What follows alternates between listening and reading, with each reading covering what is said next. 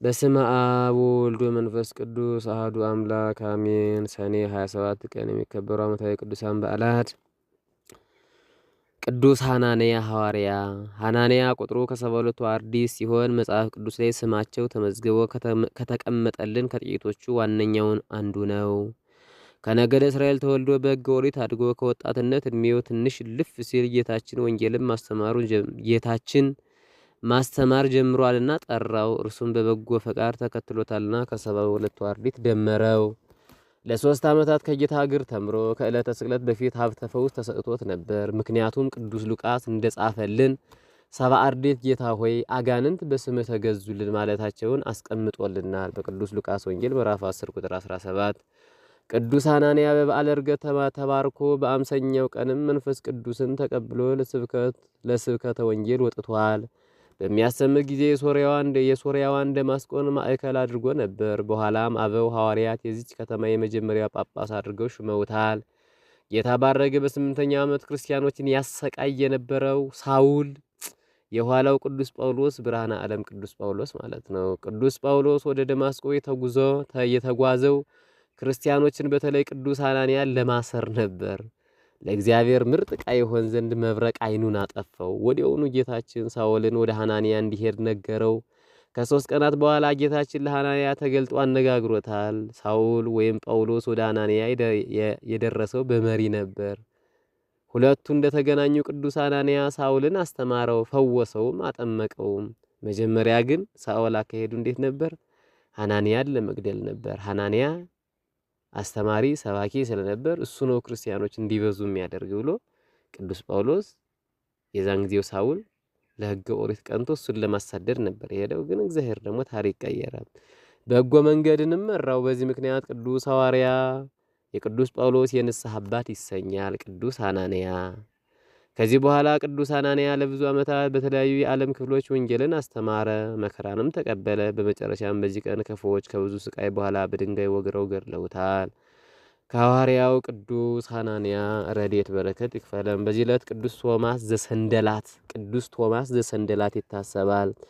በ3ኛው መቶ ክፍለ ዘመን ከነበሩ ሰማዕታት አንዱ የሆነው ቅዱስ ቶማስ ወደ ሰማዕትነት ሕይወት የገባው በ11 ዓመቱ በመላእክት መሪነት ነው።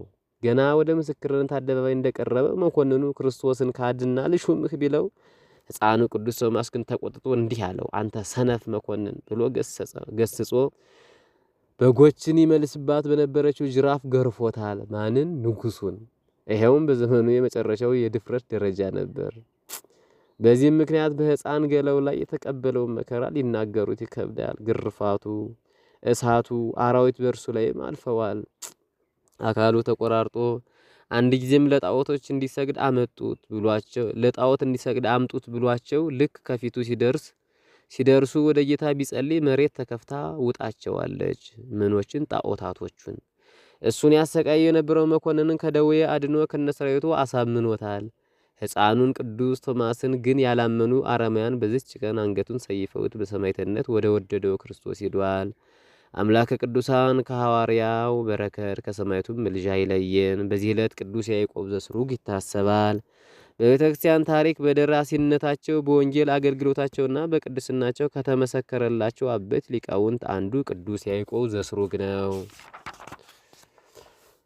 ሊቁ የተወለደው መጋቢት 27 ቀን በ433 ዓመተ ምህረት ሲሆን ሀገሩ ሶርያ ነው። ወላጆቹ ክርስቲያኖች፣ ለዚሁም አባቱ ሊቀ ካህናት ነበር። ቅዱስ ያዕቆብ ገና በልጅነቱ ጀምሮ ጸጋ እግዚአብሔር የጠራው ነበርና በብዙ ነገር የተለየ ነበር። አንድ ቀን በዕለተ ሰንበት ገና በ3 ዓመቱ እናቱ አቅፋ ወደ ቤተ መቅደስ ወሰደችው። ምእመናን ቅዱስ ሥጋውና ክቡር ደሙን ሲቀበሉ ሕፃኑ ቅዱስ ያዕቆብ ይቆርብ ዘንድ ቀረበ። ሊቀ ጳጳሱም ደሙን በዕርፈ መስቀል ሊያቀብለው ሲል መልአኩ መጥቶ በጽዋው ጋተው አለው። የጌታንም ደም በጽዋ ቢያጠጣው ምስጢር ተገለጸለትና አንሰ እፈር ሰለስተ ግብራተ፣ እኔስ አለ 3 ነገሮች ያስፈሩኛል ሲል አሰምቶ ተናገረ። ጳጳሱና ሕዝቡ ወደ ሕፃኑ ያዕቆብ ቀርበው ምን አሉት? እነርሱም አንደኛ ነፍሴ ከስጋዬ ስትለይ፣ ሁለተኛ ቅድመ እግዚአብሔር ለፍርድ በእግዚአብሔር ፊት ስቀርብ፣ ሶስተኛም ከፈጣሪ የፍርድ ቃል ሲወጣ እነዚህ እጅጉን ያስፈሩኛል አለ።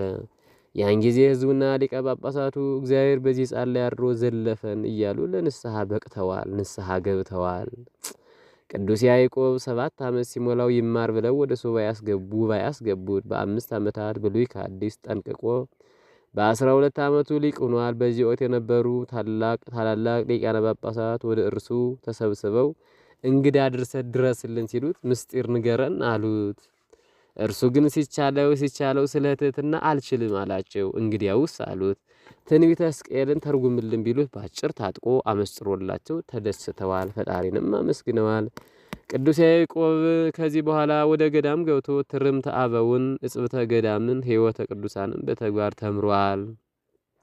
በድንግልናው ጸንቶ ጾምና ጸሎትን አዘውትሮ ኑሯል። በፈቃደ እግዚአብሔር የስሩግ በኤፍራጥስና በጤግሮስ ወንዝ መካከል የምትገኝ የሶርያ ግዛት ናት ኤጲስቆጶስ ሆኖ ተሹሟል። በዘመኑም አንደኛ የ451ን የኬልቄዶን ጉባኤ አውግዟል። ሁለተኛ ብዙ መናፍቃንን ተከራክሮ ምላሽ አሳጧል። ሶስተኛ በወንጌል አገልግሎት መልካም እረኝነቱን አሳይቷል። አራተኛ ዛሬ የምንገለገልበትን መጽሐፈ ቅዳሴን ጨምሮ በርካታ መንፈሳዊ ድርሰቶችንም ደርሷል። በመጨረሻም ከብዙ የተጋድሎና የቅዱስና ዓመታት በኋላ በተወለደ በ72 ዓመቱ በ505 ዓመተ ምህረት በዚች ቀን አርፏል። 505 ዓመተ ምህረት ቅዱስ ያሬድ አባታችን የተወለደበት ዓመት ነበር።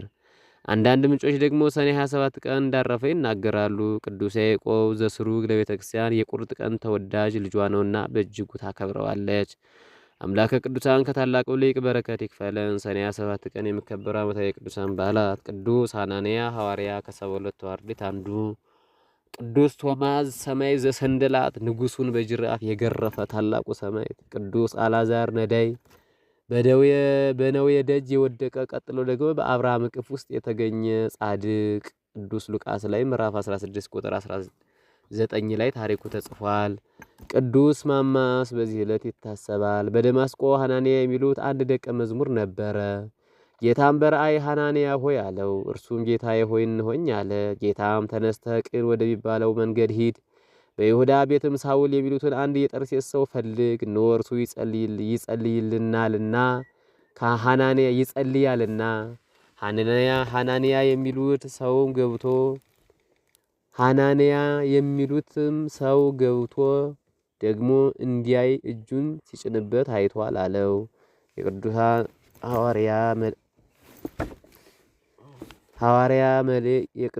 ሐዋርያት መልእክት ግብረ ሐዋርያት ምዕራፍ 9 ከቁጥር 10 እስከ 19። ሰላም ለሐናንያ መምህረ ጳውሎስ ህሙይ ኤጲስቆጶስ ዘደማስቆ ውስተ አርዲት ሩይ አርከ አብርሃም ራዊ አልዓዛር ነዳይ ቶማስ ዘሰንደላት መዋኤ ንጉሥ መምዕላይ ወከመማማ ዘአመከርዎ በእሳት ወማይ ሰላም ለአልዓዛር በአፈ እግዚእ ተወደሰ ወተነውየ ድሩክ ሀበ አጽነ አብርሃም ዘፈለሰ አናንያ ሐዋርያ ሰበቁአከ አንተ ምስለ ቶማስ ዘሰንደላት ተሃበኒ ፈውሰ ወምስለ ያዕቆብ ትሰድኒ ብሔረ ቅዱሰ። በዕለቱ ከተነሱት ቅዱሳን ረድኤት በረከት ይክፈለን። ወስብሐት ለእግዚአብሔር ወለወላዲቱ ድንግል ወለመስቀሉ ክቡር አሜን።